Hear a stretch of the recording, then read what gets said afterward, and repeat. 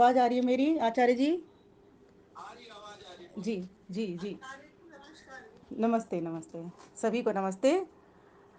परमपिता परमेश्वर की असीम अनुकंपा से आज हमको सभी को यह इतना सुंदर, दिव्य, भव्य और सभ्य कार्यक्रम देखने को मिल रहा है। सचमुच मैं निशब्द हूँ आचार्य, हम सभी के प्रिय आचार्य आदरणीय श्रीमान चंद्रशेखर शास्त्री जी के लिए। मैं सच में कई बार मैं सोचती हूँ इस बात को। बहुत जगह पर संगोष्ठियाँ चल रही हैं और आचार्य जी ने जो काम किया है वो क्या काम किया है कि अगर मैं इनकी सूरज से उपमा दूं तो मुझे लगता है सार्थक उपमा होगी, चंद्रमा से उपमा दूं तो सार्थक उपमा होगी। क्योंकि सूरज की आभा लिए चंद्रमा सी सौम्यता बिखेरते हुए हम सभी के प्रेरणा स्रोत बने आदरणीय आचार्य चंद्रशेखर शास्त्री जी विद्वानों में तो अग्रिम पंक्ति में हैं ही, लेकिन एक जो सेवा निष्ठा श्रद्धा जो देखने योग्य बनती है ऋषियों के प्रति, वेद के प्रति, यज्ञ के प्रति, योग के प्रति, वो विरली है। ऐसे आचार्य जी को मैं नमन करती हूँ, खूब खूब शुभकामनाएं देती हूँ और बधाई भी प्रेषित करती हूँ कि ये जो कार्यक्रम इन्होंने अपने हाथ में लिया है। यूं तो अभी सत्संग पूरे 2 वर्ष से लगातार किए ही चले जा रहे हैं। सप्ताह में लगभग 2 या 3 आपके सत्संग रहते हैं, लेकिन अभी ये जो 5 दिन का गायत्री महायज्ञ आपने चलाया है ये निर्विघ्न रूप से आपका संपन्न हो। परमात्मा से प्रार्थना करती हूँ और जहाँ जहाँ से भी जितने भी यजमान परिवार जुड़े हुए हैं मैं उनको ऋषि और ऋषिका परिवार कहती हूँ। क्योंकि ऋषि मुनियों के अगर हमने दर्शन नहीं किए, उनके ग्रंथों के माध्यम से ही कर पा रहे हैं, लेकिन जो यजमान परिवार जुड़े हैं वे वास्तव में आज के ऋषि हैं। क्योंकि ऋषियों ने ही कहा था यज्ञ करो और वो सभी यज्ञ में लगे हुए हैं। तो ये आचार्य जी को श्रेय जाता है कि उन्होंने सभी परिवारों को। और दूसरी बात, जिन देशों के नाम हम भूल भी चुके थे आज हम उन देशों के नाम भी याद कर पा रहे हैं, और देशों के नाम ही याद नहीं उनका काम भी देख पा रहे हैं कि हमारे भारत की पताका विश्व के भीतर कहां कहां पहुंच गई है।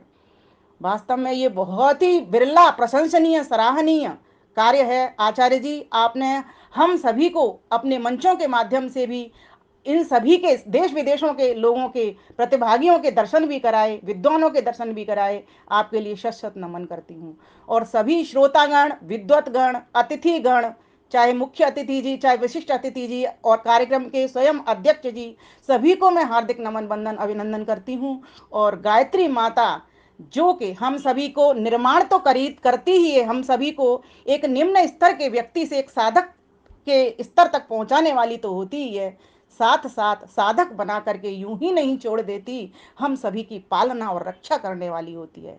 इस संसार का सुख तो वो दिलाने वाली होती ही है और परलोक का अर्थात ब्रह्मलोक का परमानंद भी दिलाने वाली वो होती है। ऐसी गायत्री माता के यज्ञ को लेकर के दो दो लाभ एक साथ, शारीरिक, मानसिक और आत्मिक तीनों प्रकार का लाभ इस गायत्री के माध्यम से आज हम ले पा रहे हैं। आचार्य जी ने पहले महामृत्युंजय मंत्र के द्वार से कर्म की उपासना हमको बताई कि किस प्रकार से अपने जीवन को हम खरबूजे की तरह महकाना सीखें। आज हमको बता रहे हैं किस प्रकार से हम एक साधक बन करके गायत्री की गंगा में स्नान करने वाले बने। क्योंकि वास्तव में हम सभी जानते हैं दंडी गुरु बिरजानंद जी ने गायत्री की साधना की, नदी के भीतर गायत्री मंत्र का जाप किया, उनकी स्मृति मेधा बुद्धि उनको कितनी अधिक मिली कि उन्होंने दयानंद को खड़ा कर दिया। प्यारे भाइयों बहनों, आज हम सभी जानते हैं कि इस प्रकार से गायत्री का जप करने से कितने सारे फलों की हमको प्राप्ति होती है। मैंने इसके बहुत सारे काव्य लिखे, रचनाएं लिखी, भजन लिखे, मैं उन पर नहीं जाऊंगी क्योंकि समय हमारे पास उतना सीमित है और समय का अनुशासन करना में रहना और पालन करना हम सभी का परम धर्म और परम कर्तव्य भी बनता है। तो मैं ये यहाँ पर बात कहना चाहूंगी कि आचार्य जी ने जो काम का बीड़ा अपने हाथ में उठाया है, हम सभी, आचार्य जी बहुत ही 3 बात सुंदर कहा करते हैं, हम सभी उपयोगी बने, उद्योगी बने और सहयोगी बने। हम सभी का क्या काम है, हम सभी का क्या कर्तव्य है, हम आचार्य जी के इन यज्ञों में भाग लेते हुए और इनसे यहाँ से जिन जिन विद्वानों के प्रवचन या भजन हो रहे हैं उनसे प्रेरणा प्राप्त करके हम भी एक टोली बना करके इन यज्ञों को, वेदों को और योग को घर घर पहुंचाने वाले बने।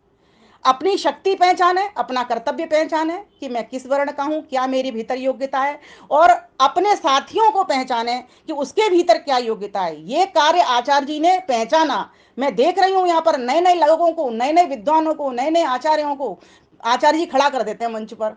हमें जिनके नाम भी नहीं पता था वो ऐसे नाम भी आज हमारे समक्ष आ रहे हैं। ये आचार्य जी देख रहे हैं कहाँ कहाँ पर योग्यता हमारी बिखरी हुई है, कहाँ कहाँ पर योग्यता है, उनको अपने मंच देना, उनको मंच के माध्यम से आगे बढ़ाना, उनका मनोबल बढ़ाना, ये भी एक अपने आप में विरला काम है।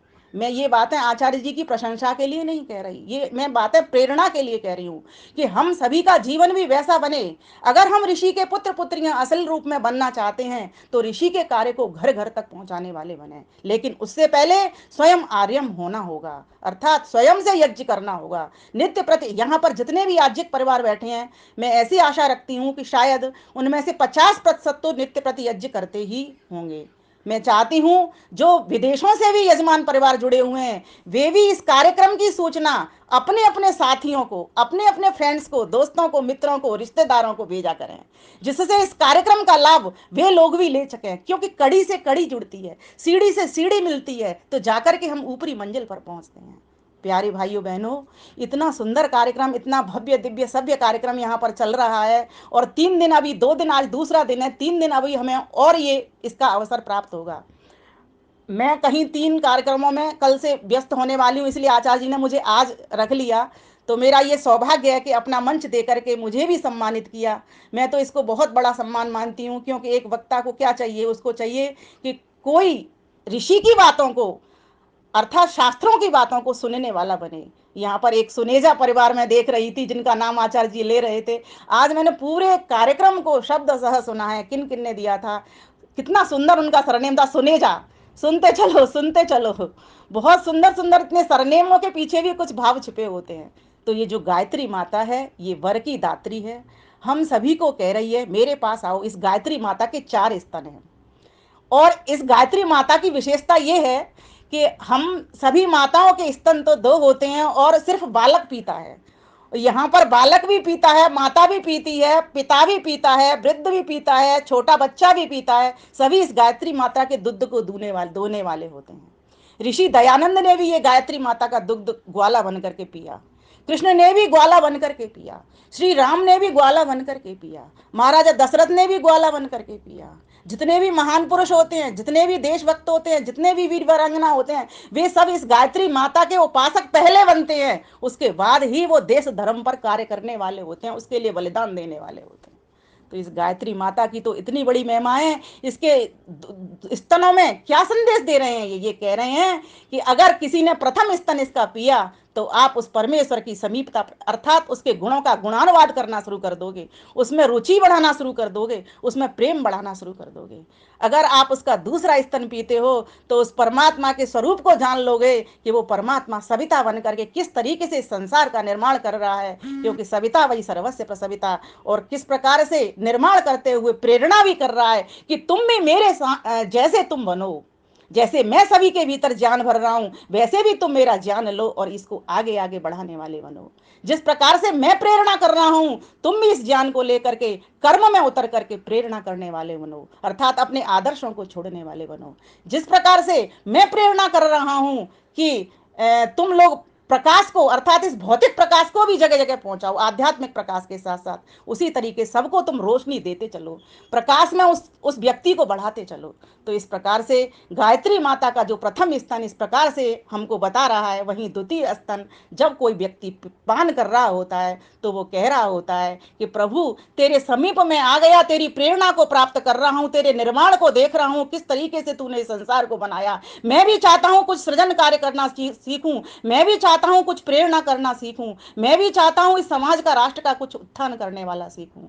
तो परमात्मा के इस गायत्री माता के जब तीसरे स्तन की ओर आते हैं तो उस गायत्री माता के तीसरे स्तन को पीते पीते जो ग्वाला है, जो साधक है, वो सोच रहा होता है कि ये जितने भी गुण हैं, विद्या रूपी गुण हैं, सदगुण हैं, वे मेरे भीतर भर जाएं जिससे मैं अपनी अविद्या को हटा दूं। तो जब वो उसका दुग्ध पान कर रहा होता है तो गायत्री माता उसकी तीसरे स्तन से भी रक्षा कर रही होती है, उसकी समस्त अविद्या को भस्म कर देती है और उसके भर्ग को, अपने भर्ग को, उसके भीतर विशुद्ध तेज को, विद्या को, प्रकाश को भर देती है। इस प्रकार से जब चौथे स्तन पर आता है तो बस यही मांग वो करता है साधक और ग्वाला बन करके, वो क्या कहता है कि हे माता अब इसके लिए, इस काम के लिए तू मुझे सद्बुद्धि दे दे, कहीं ऐसा ना हो मैं तेरा जप करना भूल जाऊं। मैं चाहता हूं कि तेरी समीपता करके मैं उस साधन के द्वारा उस साध्य परमेश्वर को प्राप्त कर पाऊं। तो मैं ऐसा उत्तम साधक बन जाऊं, मैं योगाभ्यासी बन जाऊं। सुबह शाम नित्य प्रति तेरा जाप हो, हर कर्म में तेरा जाप हो, हर अपने धर्म पर चलते हुए तेरा जाप हो, कर्मों में कुशलता में दक्ष होना जब मैं शुरू करता हूं तब भी तेरा जाप ही करता चला जाऊं। हे माता, तू मुझे इतनी शक्ति दे। और जो व्यक्ति इन चारों स्तनों का पान नित्य प्रति करता है, सुबह शाम करता है, प्रतिक्षण करता है, उस व्यक्ति को गायत्री माता भर भर के देती है। और क्या देती है, इस काव्य का आनंद लीजिए, क्योंकि 10 मिनट मेरे पूरे हो गए, पर 4-5 पंक्तियां मैं आचार्य जी सुनाना चाहूंगी। गायत्री को वर लो, तन मन पावन कर लो, विमल वेद की पावन वाणी, विमल वेद की पावन वाणी, जप कर भव से तर लो। गायत्री को वर लो, तन मन पावन कर लो। पहले पद में व्याहृतियां हैं, प्रभु विराट हित स्तुतियां हैं। भू भुव स्व कहते कहते सकल विश्व में विचर लो। गायत्री को वर लो, तनु मन पावन कर लो जी। गायत्री को वर लो, तनु मन पावन कर लो। सविता वै सर्वस्य प्रसविता, प्यारा वरेण्यम देव है सविता। प्रेरक अग्नि उत्पादक भग, प्यारा वरेण्यम सविता देव जग। सकल विश्व चर अचर प्रकाशक, सर्वश्रेष्ठ गुण भर लो। गायत्री को वर लो, तनु मन पावन कर लो। भस्म अविद्या करने वाला, निज विद्या से भरने वाला, तेजवंत भगवंत भगवा, अखियों में बंद कर लो। गायत्री को भर लो, तनु मन पावन कर लो जी। गायत्री को भर लो, तनु मन पावन कर लो। आओ मिल सब ध्यान करें हम। संध्या समय हो गया है और वैदिक संध्या के भीतर भी ये गायत्री मंत्र आता है, और शुरुआत करते हैं तब भी करते हैं और अंत में भी जाते हैं तब भी इसी सद्बुद्धि की मांग करते हैं। इन्हीं स्तनों को दुहने वाले हम ग्वाला बनते हैं, साधक बनते हैं। आओ मिल सब ध्यान करें हम, महादेव गुणगान करें हम, जिससे सिद्ध लक्ष्य हो जाता, कामधेनु पर कर लो। गायत्री को वर लो, तन मन पावन कर लो जी। गायत्री को वर लो, तन मन पावन कर लो। करें प्रार्थना स्तुति विमल हो, दिशा दशा निर्मल उज्ज्वल हो, शांत प्रशांत मोक्ष आनंद हो, जप में जीवन कर लो। गायत्री को वर लो, तन मन पावन कर लो जी। गायत्री को वर लो, तन मन पावन कर लो, तन मन पावन कर लो। तो प्यारे भाइयों बहनों, हम इस गायत्री गंगा जो कामधेनु है, इसको दुग्ध को पान करने वाले बने, ऐसे ग्वाला बन जाएं कि कल को हमारा इतिहास लिख जाए। हे परमपिता परमेश्वर, इस हेतु हमको सद्बुद्धि प्रदान करना, और ये सद्बुद्धि हमको आएगी तभी जब हमारी हम आपके वेद ज्ञान के समीप बैठेंगे। 3 वेद के भीतर इस गायत्री का पान करवाया गया है, तो हम सभी इसका पान करने वाले बने, एक उत्तम साधक बन करके उस साध्य परमेश्वर को प्राप्त करने वाले बने। ये गायत्री माता इस लोक का तो ऐश्वर्य देती है, परलोक का भी ये ऐश्वर्य भरने वाली है। आप सभी का बहुत बहुत धन्यवाद। और जिन जिन के जन्म दिवस हैं या कोई और सुंदर उत्सव है, उन सभी को हार्दिक शुभकामनाएं, बधाई, और आचार्य जी को लख लख बधाइयाँ। सभी श्रोताओं को, विद्वज्जनों को, बहनों को, भाइयों को, माताओं को, 101 वर्ष की माता को भी मैं चरण स्पर्श करती हूँ जिन्होंने इस यज्ञ में भाग लिया। आपका कार्यक्रम सफल हो। धन्यवाद। नमस्ते।